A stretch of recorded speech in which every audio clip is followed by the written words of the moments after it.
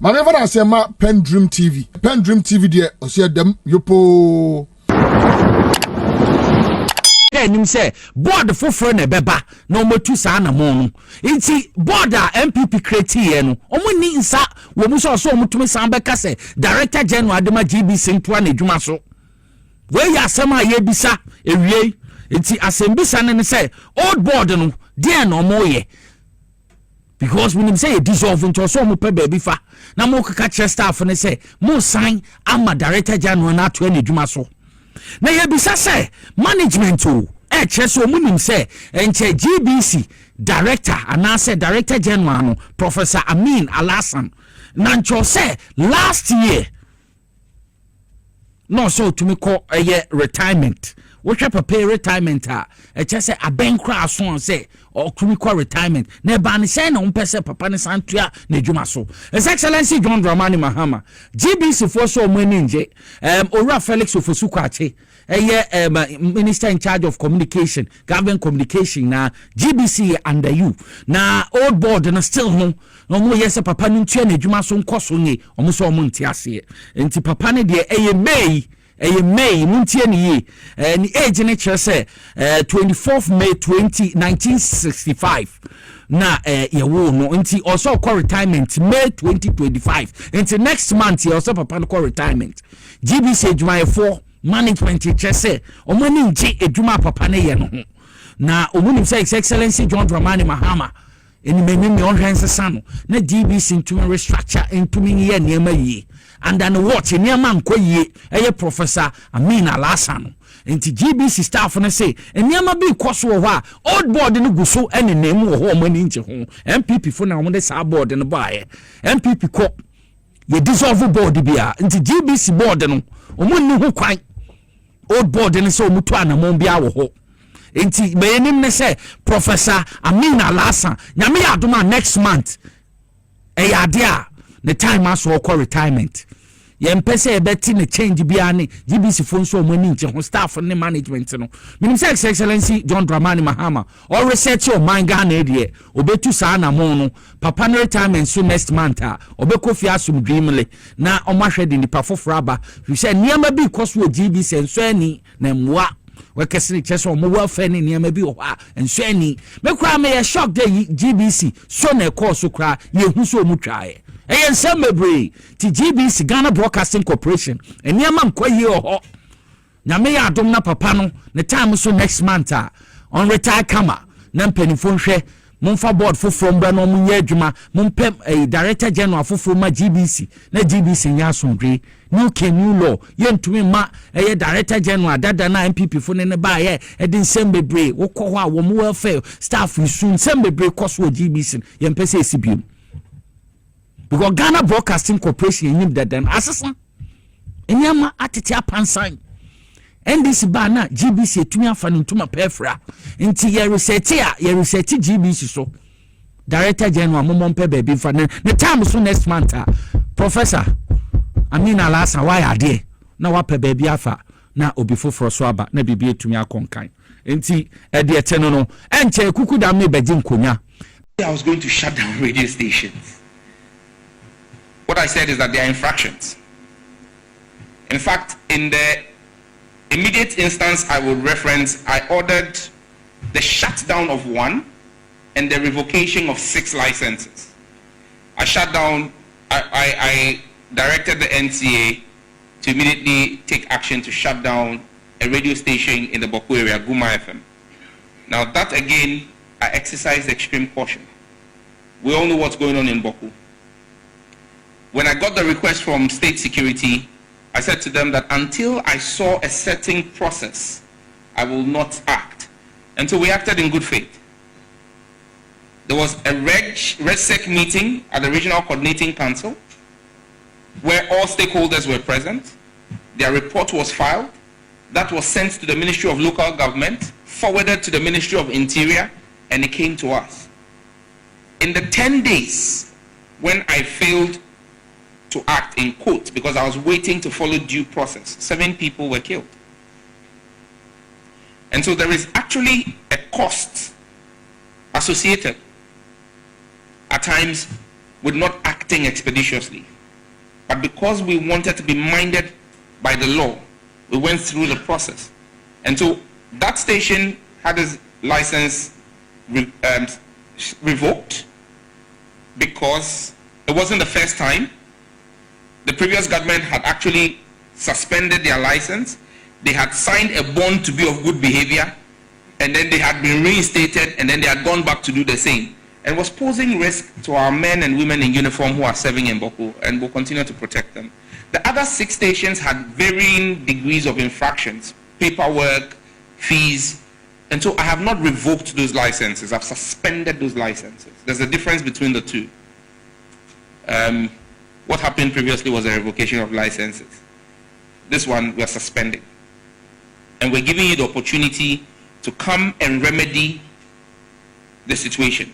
If you have to submit your tax clearance, bring your tax clearance. If you have to pay regulatory fees, come and pay them. And then we will reinstate you.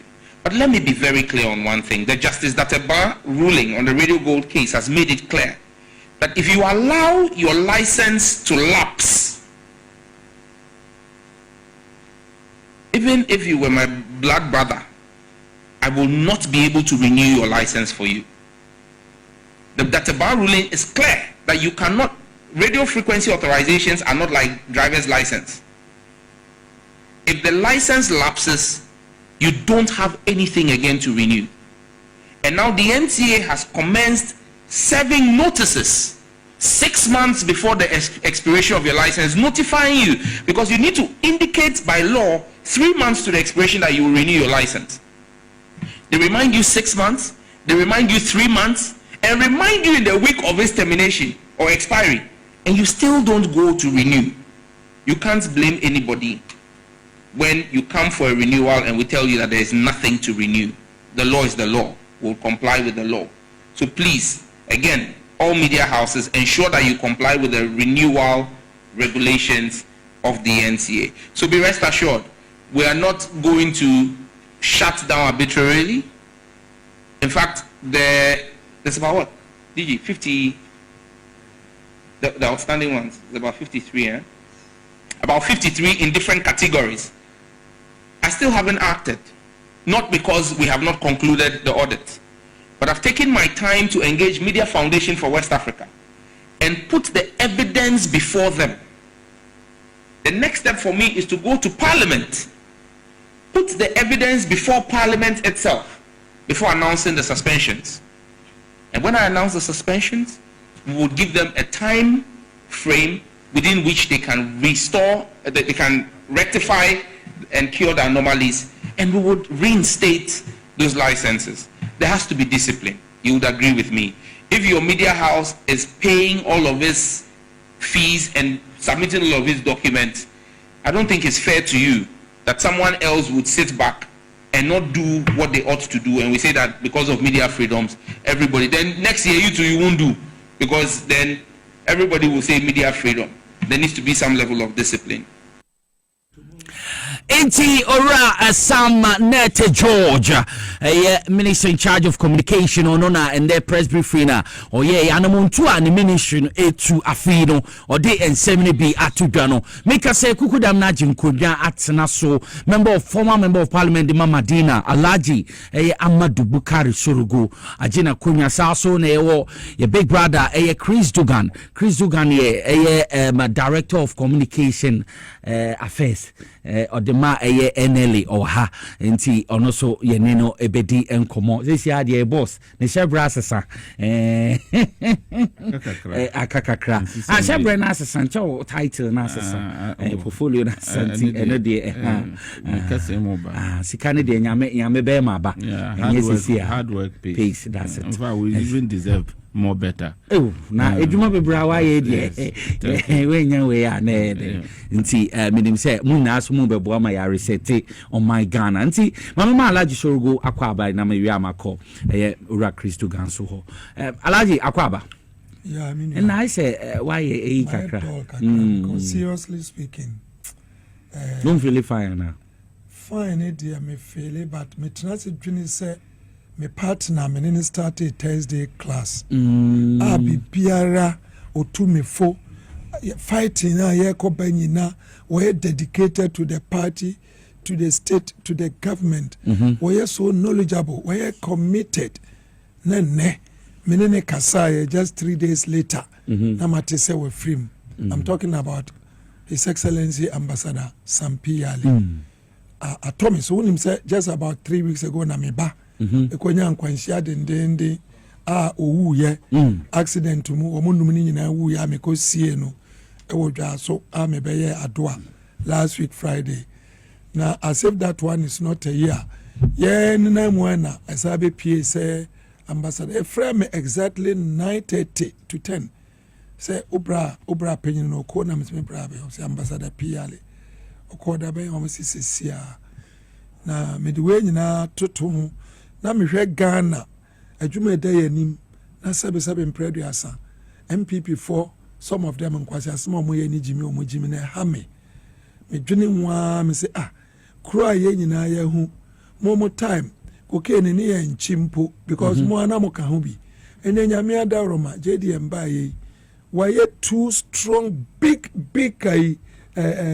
catches and they will be who say yes na say senya dia mo ye de na obitimi sorry keke edwene akwaba no na wo de mami ana say akwaba na me de mo o ta so dia member director of communications nyame ka nyina ni say anye ekura no nyame adaroma frɛ nyame dia e bibia omomoda so ye chiriwia a friend 6 days na we are it is why chiriwia for so many months no 1000 months no ye go so but hwebe yem kwa yemro Ghana if is any ama ekoyie okay do ma kwa ba mate ye jobia so ene ya mabusu afo ni nyina yakọ Ghana fo nyina yakọ minim say say they were ato His Excellency Jerry John Rowley Jerry John Draman Mama attorney ni super na the whole pro forum the whole NDC secretariat na tom super na yebema mo nyina yakọ na Medina Fonso a ochina ombeko vetting ochina ombeko vetting for the MCs no won't prepare here because seriously speaking me if I had my own way change na kwaso e Medina wa if I had my own way anthrophobic wa okra ni senka ye shortlist to omukra but enya me na me wo me kwan na omo nso nim kwankro omo fa so a omo de omo yi because sabe preduasa wontimi enura enkonko stable NDC stable mi Sorogho ameti yi o stable me say because we say we contest ya we nya no be independent tia me na me lose party no de mrato wo no obomra na twene na ne ye kwa kope obi obegina party na nimu a say NDC anweni a kasabe ye be kwa konya BBC appoint to the SMC you know but I don't know what it takes in for correct in him say general mosquito in him say general Mohammed Valerie Dr. Valerie sorry I'm now Dr. Valerie sorry avocat ewo ho ye nim say me bra MP Bejra eka ho bi na mumu ono so eka ho bi enti ye beja ma omo but menua ye nhwe ne ye na ye mfa ni papa no se ne be ya ochina Medina betimi afa ne ntoma pefra yo former okay ma answer na ye beko Alhaji ho no moma yenti Honorable Dominic Nituo no so nsem bi ode tu dwabra okọ ntim Fordjors answer Alhaji atoya so ama yenti mra. Let me be frank. I am almost certain 100% that the Minister for Defense will not know this type of operation that they are going to do. Normally, once you get a court warrant, they don't have a court warrant, but we asked them, they didn't have a court warrant. The security persons who came here, they didn't have a court warrant. They said that the faces of the senior officers is a court warrant by itself, which obviously is not granted in any law. So they didn't have a court warrant. And then they came to come and pick him by force. And that is why we are saying no. The Speaker has given a directive that, look, if you want to engage a member of Parliament, arrest a member of Parliament, come to Parliament, interrogate him. If he has committed a crime, he'll be arrested. We don't have a problem with that.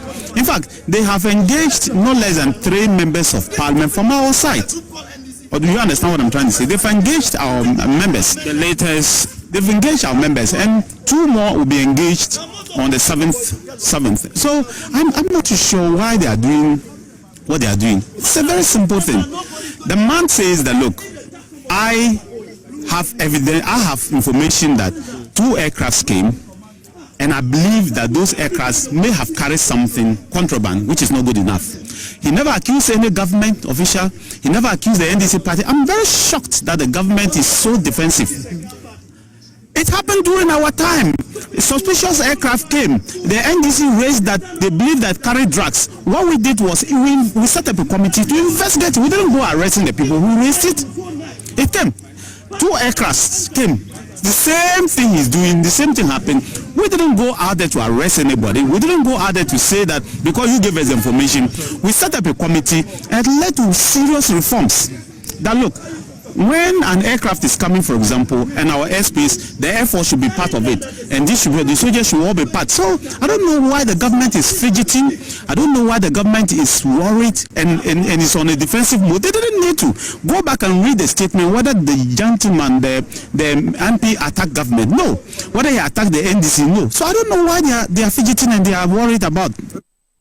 Honorable Dominic Nitiwo na etene kama member also Alhaji Amadu Sorogho. Let me maybe start from down, but let me just answer Dominic Nitiwo. I am one pass was when him enti abana ye worried. I am one say as a former defense minister of Bekasa. Say wunnim say who suspected country say kronu ye di cocaine famua. Sa kronu ana kronu sika yakwa akowia ko hye baabi no yeso adi be famua. Botan adia nsunsanso e wo masa kuro no woni ti wu ka kire say wonim ne enti e wasa aba ne ye worried say ye ba be tag kukuro say kuro we say cocaine e di na mu kuro we say wo ko wie sika na odi ko hye baabi a aha na obetim ni sika na be fa wonya worried ya wonya worried because you are not worried for Ghanaians. But this is NDC and NPP no power. NPP no power, he will not be worried because Ajuma MPP until we are some British High Commission the two we 28 June 2022. Okay. Ghana identified as a transit country. Exactly. Drug trafficking. And that time not need to defense minister. On the defense minister. For you worried that's what Ajuma. Saying Hanwa. British High Commission the two British High Commission. And just more things. So British High Commission the BB tour on behalf of the entire Western world, including America. One more country at your time when they say Otamono, cocaine, and Ghana have transit. And no now pair na yen sanuna now pair we dia yen NDC under His Excellency John Dramani Mahama MP, because under His Excellency JDM no say zero tolerance for cocaine this anyamanya sebefa. And you know, we are worried. The government should be worried because there's only one government. Say Oru Ghana. There's only one president, and there's only one party.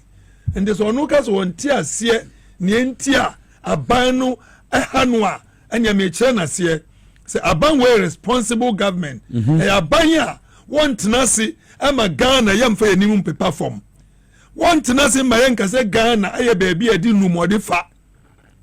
Anya sa NPP time no one investigate, but even though some we say under normal circumstances kabaka so we report wa for come we no His Excellency John Dramani Mahama I can say on fan to form was set committee na committee no ngram anamebwa now let's go back some we nyina hi ne friba in the first place no plane tour me pacho en anaju anebe landi ya na say wi anebe landi ye masa me pacho so pese wo smuggle cocaine na say ya buy the wo mu bia wo ya obema plane na ba betena tarmac for 5 days no and me free sister station no pay me bisa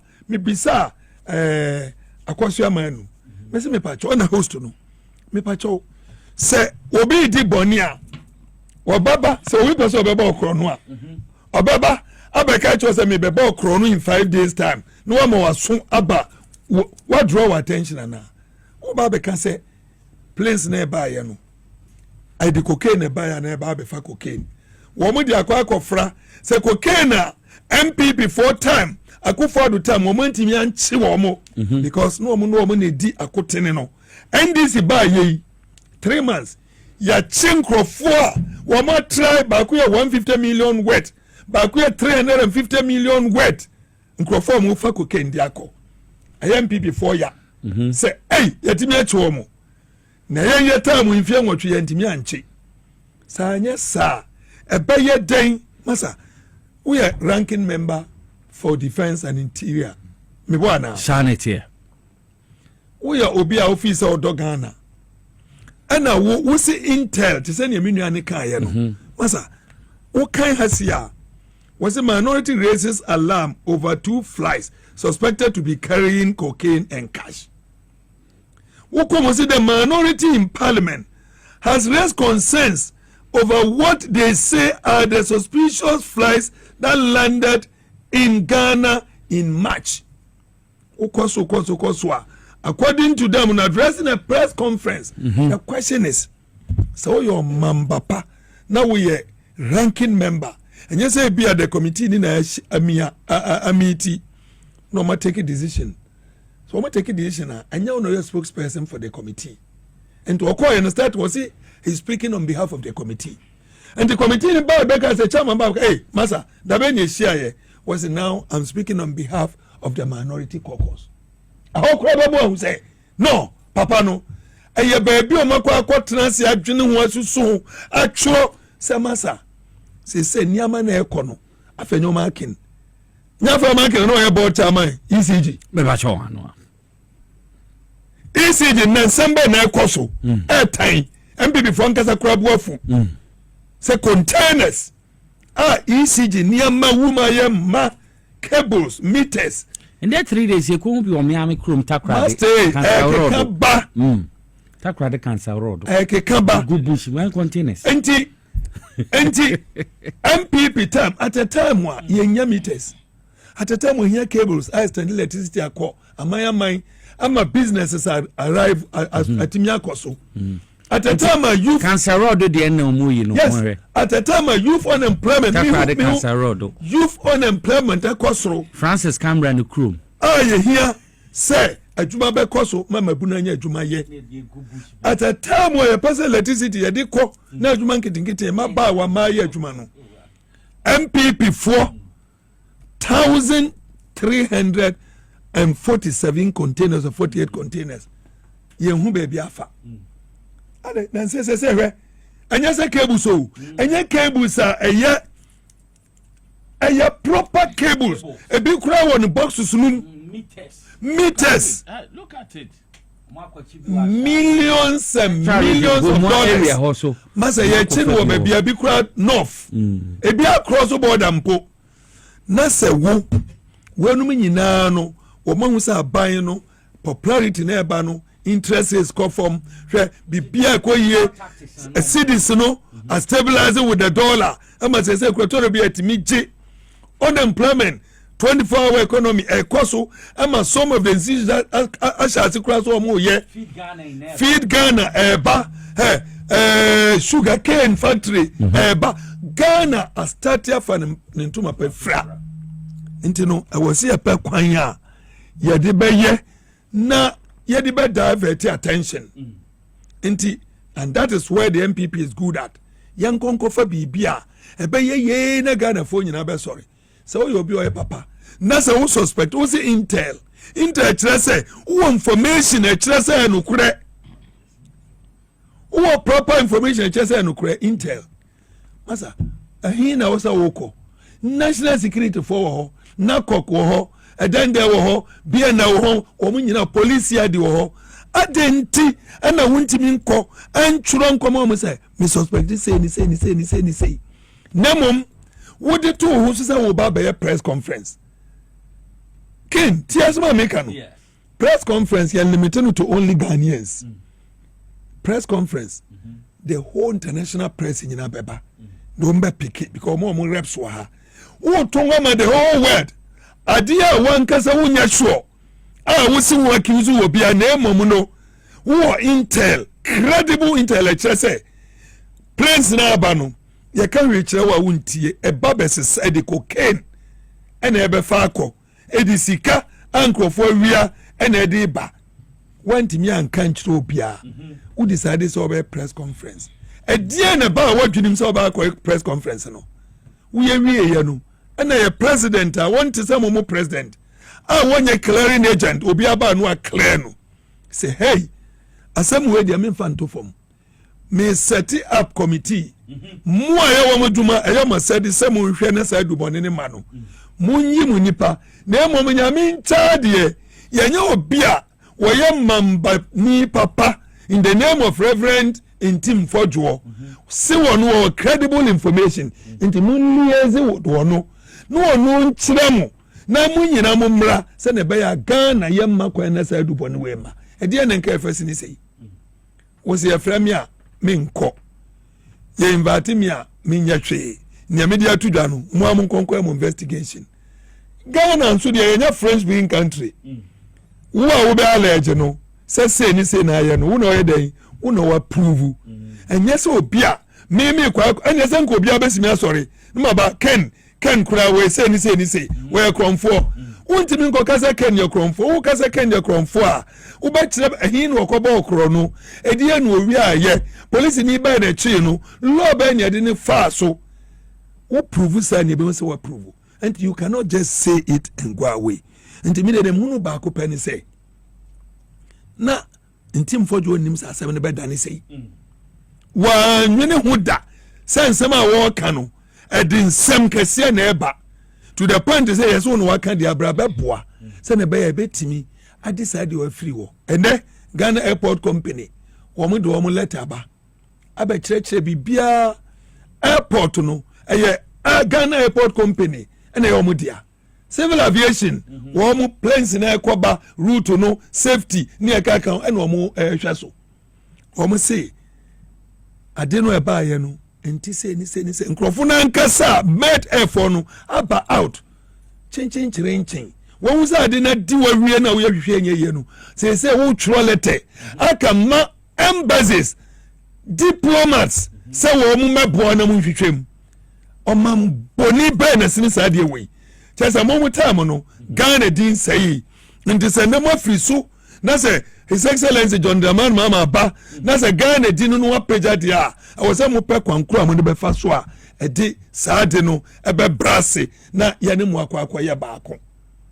Apart from that no I don't see anything. Also I was Felix can say me pa chow Felix beka say no Felix can say President John Dramani Mahama committee na was CNT investigation or CNT no what can say president is what twemu ana one kaso wetwem enti no say Felix abeka sa na communication for no na anka ni ye masa pam no otwa no ni nyina ne say ma chow we see what who credible information who intel we see the sika cocaine aba we see the way aba we so kronu bi na ekoso play ne betra ye no coincidental e dey na we 2 ye we nso 2 ye ni e ka ye nyina wonti ase we see and then crowd dem amena mni ko sia no we see play ni to call soro no portu obi wo ho na ni nanu ko to mu na ta pa ya na plane ko soro a e dey na ta say you can see say adwina o mo dwene no masa ayadwini bi a emfaso kiti enni so de magana wo makɔhye wo mu na wo mahu sɛ the way ani amekɔ no ya nyansam anka magana fo nyina ani amfiri saa korɔno a ya bɔno ɛwɔ electricity a na ya chie no enti yampa bibi nka. That's the only reason. Number 1. Number 2, me so pretty serious say emra da NPP 40 no mo the ambulance no atwi cocaine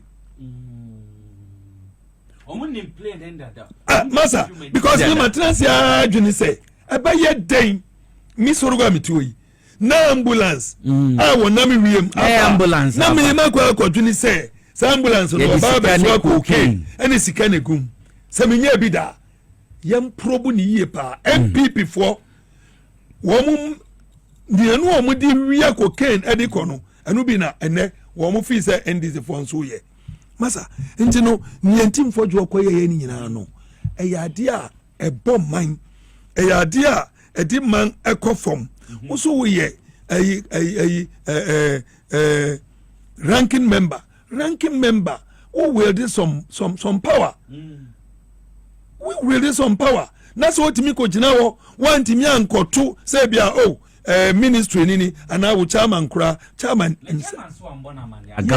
bibia pure politics. Okay. Diversionary tactics. Yan kan ye be ya Ghana for you be free and near me ekoso boni ayadi no aye nyina ya pa ya chia no yempe bibia beka na se ka we wie na so mbeta ata yenya oma yakase yanka ntata nkwa no moye ntimi nua pam no twa no aya ba ko pe mo na makwa ko tu mamana ana mamana no munim the data motu ni asem mra na mo mekire kwankro ya befa so ebesi no we asem be ne wo asem kase bia nim nti MPP for ye ya omo ye ane no masa is say no kra na ya crime aya crime niti wujina wo kan say wo mu ni bench warrant bia I don't have any problem so omo ko MPP time there were so many almost top one even in the car no man choose form woman arresting Crawford just for saying things woman feel say and woman ebobra nti ene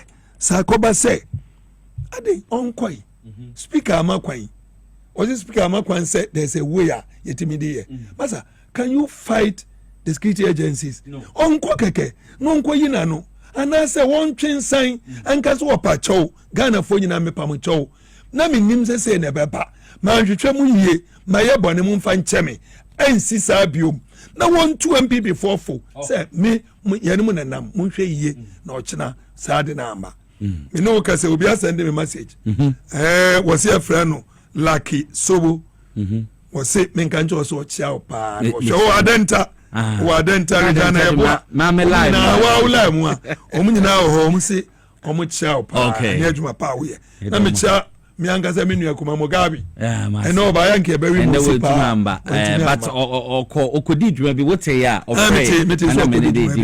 mo report to ya report come pa Sorogho Alhaji galam sensemi yenti yedika galam sensem de yaka me bwana na yebe deport foreigners obi eka so de ne presidency kra ato ho atwaso se wantimi answer of what president no ni report so by na backyard kra YouTube na me kan bai ko eni sa no no ankasa ne mpa na odaso no kra no ase etu bi ho ne mpeso aso nyina na etu bi ho ono omo na koba etafre ana wanya president bi nso a waka say life threatening anya one person adwuma na obetim dia ye nyinara ye mra together na ye nyina nim say fish ana say train coach no say din a enetimi ni tina din a enetimi twi coaches no nti president na decide say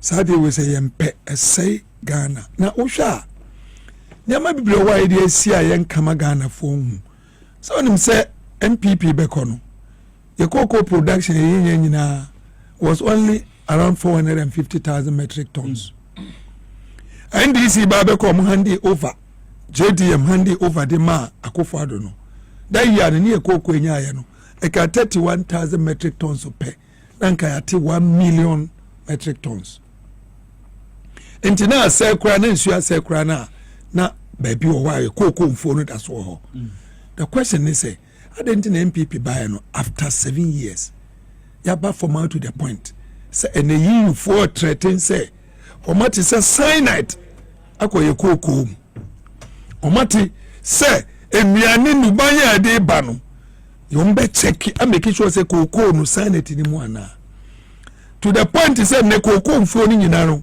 NPP for da ma ye twagu en ye to galam say unim omopa omo say community mining was not for the community. Why unim because all the mining the executive of the NPP was the people omo di animu ohine ko omo ma no omo na determine e koji ase ne enchama ye ho na omo di bia ko party obi ko party hiaska nti sasa community mining so nim say na yabra eni hobiom ana unim yes community mining nyina pamno twa no home number 1 number 2 MPP lose you know that month na cars on Mugabe park no within the number of mining license premise almost sign here buburu hundreds and hundreds ya lose we munko se kuro no mayen JDM ba ya wose da bi da ni nyinara ya twam samani ni nyinara obi anya adwuma nti anya ye kura no baby o se koduru ya no anka ho foforo be ba be kan ho da bi enu achi ana minister decided say start fighting minds ayi galamsey no anya ni pa ba kope every NPP wo mining sector hono yeah aya dem peso aso nti wontimi nkonko ka say we ko resolve problem no without involving them, without involving him for no, because galamsey site biya ayo hini biya sase or hini bi kro. So you need to involve all of them, community leaders, opinion leaders. NTN started na yen ko mo ni no mo nko kasa e bi kro no mo nim boni asade ni edima kroi ene ye ma e beba akiri until they decided, led by the minister, FCT areas you degraded so much. Say water bodies no I say and no kasai mo nyina te ase no achi ahaya Kempisco no pins Kempiski okay hotel no about a month ago the minister offered a conference a of chiefs and people MPs, you know, the focus was on the members of parliament. Samu nyinara kono ye nyinara dia mumra together. Me, I was invited because as a former chairman for Mines and Energy, me kahubi and yeah this strong laws about ya ye kuetiano. Womu who say metimi aboa. They invited me. Ama womu free mines womu be ka problems womu kom. And a young na ye two or four send a beko and you adopt a common strategy. And ye and yet you and yentakwa a ye adwini. Now what peeling is adina me and one kasa obrabo or china uchirima engineer and then obewakoda nan in sa bako edu obi o one in sa ko obi o ni nine obi o one 2.5 na kidney problems liver problems nkwada sabi wo mu nimi ni nyinara aye from sa mining pollution water pollution and eba into wakasa chewo people tend to understand. Then you need to back it with laws. Yeah, we nyina no yeah laws say nobody can go into a water body baby enka sorry na sabi previous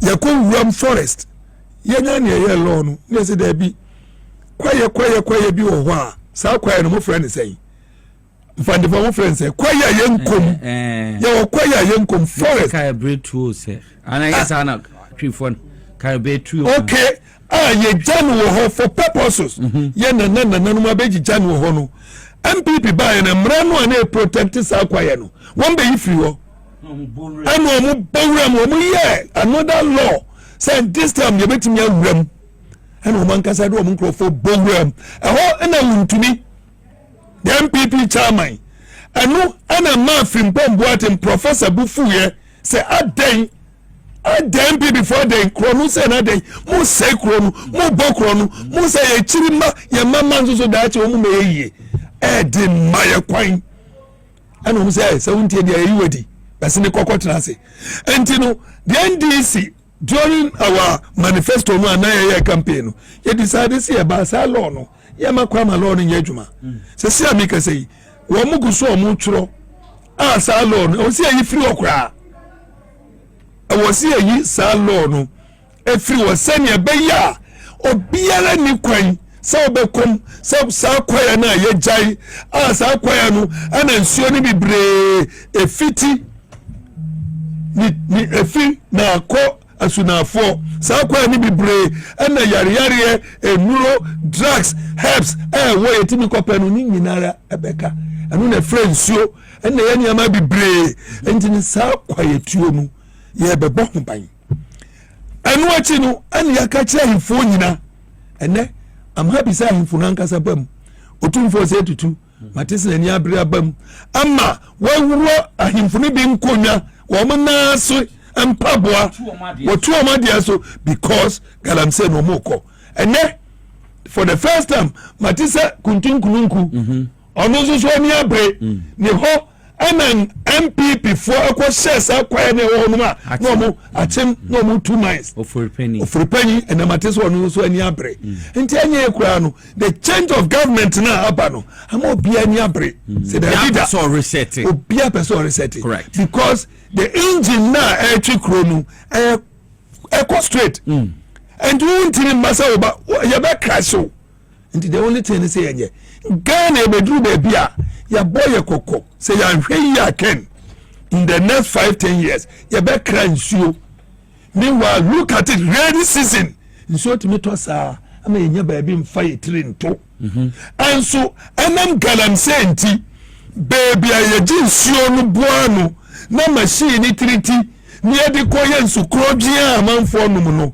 anwea na si no to the point say nsuo no to na begumu a nsuo no nya tipe bosomi na ni nyina we first na nkanya sa na tie enti no wenum nyina na ban na ni abre Ghana fo nyina ni abre amabunu na sori agina ho kokko fama sori agina ho say ye be supporto His Excellency John Dramani Mahama na sa kun ya wo kun eye kun amayen eye kun amachina kun ama ochinachi nti the president has taken the first step the ministers have followed every other Ghanaian I say nyina den ye di achire ye timi ye na ye nti no say good thing wonum nyina ko no asoja for no so ni na mu se bia ekoye dindin ba bia na soja for police for to send your cano water guide for train womo a ombe nsuo no ne enko pollute no laws no so ho e was say laws no ye di adwuma with all this no I can only say 98% for His Excellency John Dramani Mahama 98% mena Alhaji Dedi kama mamena PENDREAM TV ase na so far so good say open online portal e wo Ghana nipa share nipa follow nipa comment here to my best of knowledge without any biases PENDREAM TV